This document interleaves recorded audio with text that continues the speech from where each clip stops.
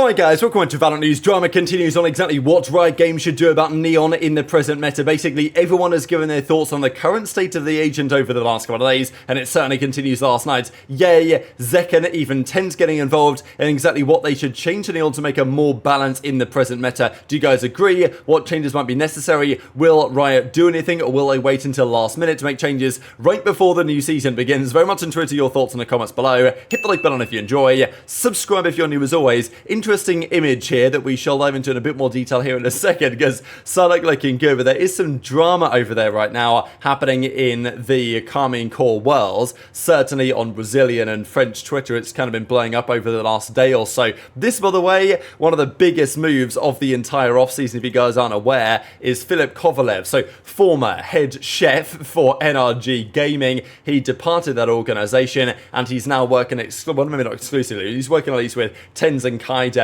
on their breakfast, lunch and dinner. So yeah, if you guys are hungry, then my apologies, but this is what he's been cooking up today. So honestly, sensational meals, and I'm sure that like TenZ is going to feel much better for leveling up his nutrition and his diet in this way. So yeah, Phil has cooked, literally. Let's talk though about some of the drama of Karmine Corp. So obviously this is a massive organization, KC, huge in France, but I think many were kind of not surprised in a way, but the way that they developed as an organization was pretty interesting, and there has been some discussion about the drama there over the last few years, really, certainly over the last couple of days. Now, does this mean anything in terms of their future? Probably. Does it mean that they're going to go broke or get kicked out of the league? Not necessarily, but it is just interesting to think about, right? Because many of these organizations that were kind of like, you know, I mean, it is how it is in esports, right? Young guys starting organizations, they're not always, you know, let's say crossing the T's and dotting the I's.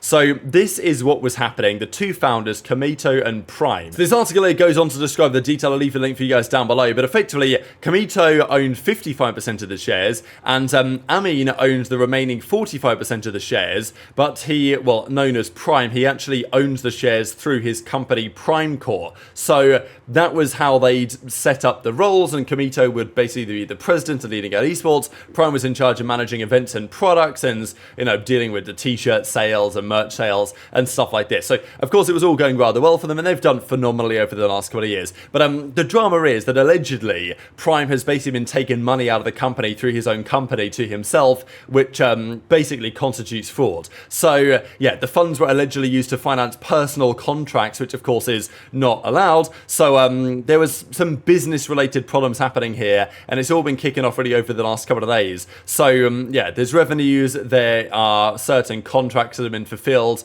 not properly, and then Kamito, of course, knowing this was happening, then took these kind of confrontations behind the scenes. Kamito then took some formal action, sent a legal notice to Prime, and they both talked about it, and obviously it was, you know, certainly for Kamito a very difficult time, and Prime then kind of went on stream to explain himself as well, and says that actually he was being targeted by a scheme, and he did not enrich himself at the expense of the company. He always felt isolated since the team was created, but he did everything he could for the good of the company. So and in response to the accusations of financial fraud, Prime said the mistakes happened in his own company Prime Core and did not involve Karmine. Like Kamito, he also said that the exposure of the case gave them some relief, and since it was revealed without specifying names, he was the victim of blackmail over the matter. So it's all going on, obviously. Now the next step, we don't really know what happens next to KC, because if there's financial fraud in play, obviously, you know, they might have to bring in the big dogs. But the reality is that KC now are under some degree of fire, and there's been lots of talk in France, but also certainly in Brazil, because Sadak is going to be joining KC, heading up their new roster, trying to make them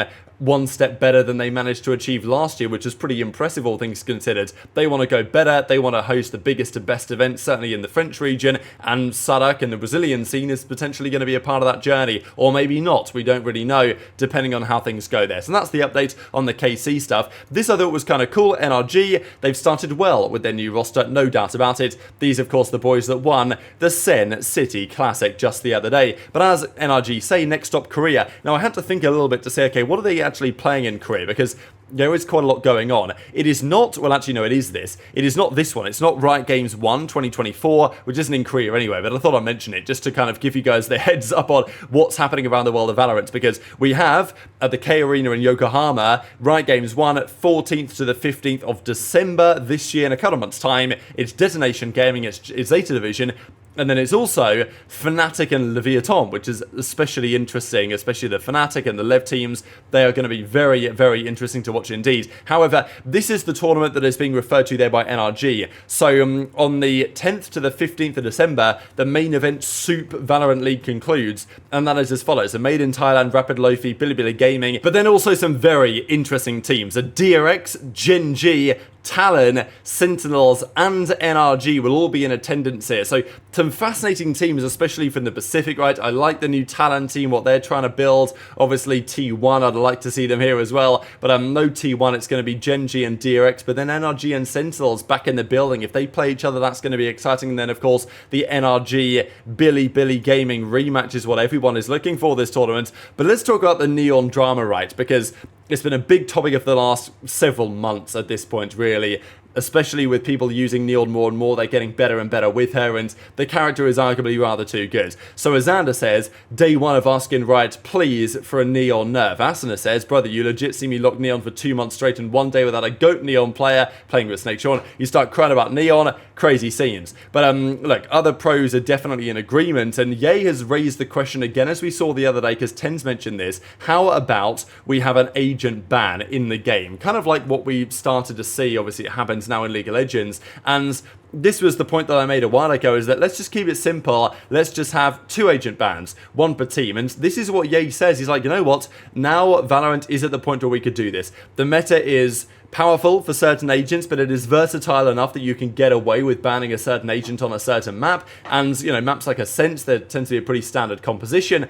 If you ban certain agents there, that could make things very interesting indeed. So Ye is in favour of this, it seems. And he says, look, we're at a point now in Valorant, the way the meta is, the amount of agents there are, that having one team get to ban each before the series begins would make things very interesting. And I would be like fully in favour, I think, of this actually happening. I think it would just make the game play more interestingly, to be honest, and it would enforce teams to be more versatile and probably prepare better, and teams and players would have to be more versatile as players anyway. They couldn't just be like, you know, a Jet 1 trick or whatever, as has been accused of certain players in the past. And then Tech says, oh, easy then, just ban Neon every game. But Ye's like, oh, we'll be banning Neon, don't worry. But of course, that's the thing, if you expect a team to ban Neon, and maybe every team is going to start banning Neon because it's annoying to play against. If I ban Neon, the other team gets to ban a different agent, an agent that I might like to use. So then you get into a bit of a cat and mouse game where it's like, well, probably they're going to ban Neon because they don't want to play against it. So we're not going to ban Neon. We're going to ban, you know, their best players' best agents, and then hope that they ban Neon. But then the other team might decide, you know what, let's run it with Neon, right? So you get all these interesting kind of mind games as well that can happen too. So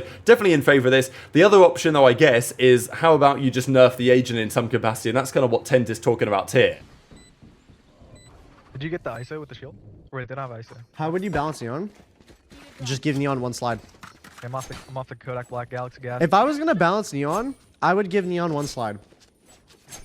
I actually think, okay, I was like thinking of like stuff they can do to like spice up the character meta. I feel like there's a few changes that could be done to like make characters more viable. But I think for one, Neon would actually be good with just 1 slide. So yeah, there's gonna be stack per second. Water. You're right, you're right, you're right. 130 jet. Good long flank.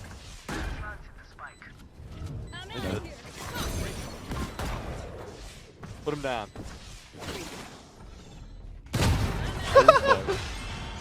Oh, it's too funny. It's too funny. It's too funny. Guys, I don't think they should nerf this character. I'm having too much fun right now. Dopamine is off the charts. So Zekken's point of view is saying, look, yes, he might be great at Neon, but he says the following: Neon and Old's Chamber make bad players good, and 2 years down the line, people are going to go, it was actually a unique and diverse meta to play in. So, you know, this is a pretty funny observation, really, because saying that back in the Chamber meta, people look back quite fondly on the Chamber meta, and, you know, I'd kind of be inclined to agree that I missed parts of that era, to be honest, the Chamber meta. Now, to be fair, Chamber was used like every map all the time, but it wasn't, I don't know, I don't think it was as bad as people like maybe make it at the time, but this is probably rose-tinted glasses, to be fair, and I think there are other things in VALORANT that have not been as good over the last couple of years, so I think that's kind of why maybe Chamber seemed better back then, the meta, than it actually was, maybe, is just because there were other things that I maybe liked about the scene more then than have kind of happened over the last couple of years, but look, and maybe Zekken's right that a couple of years down the line, people will look back at the Neon meta and say, wow, that was actually a lot of fun, and I think they will. That's how things tend to go in just the world in general, the way that people's brains behave. But Zekken is of the opinion that, well, the Chamber meta, the old Chamber meta was too strong, he got nerfed. They need to do something similar with Neon, despite the fact that Zekken, of course, is doing rather well on her at the moment. But very much interested to your thoughts on all of this stuff in the comments below. Hit the like button if you enjoyed, subscribe if you're new, take care, and I'll see you next time.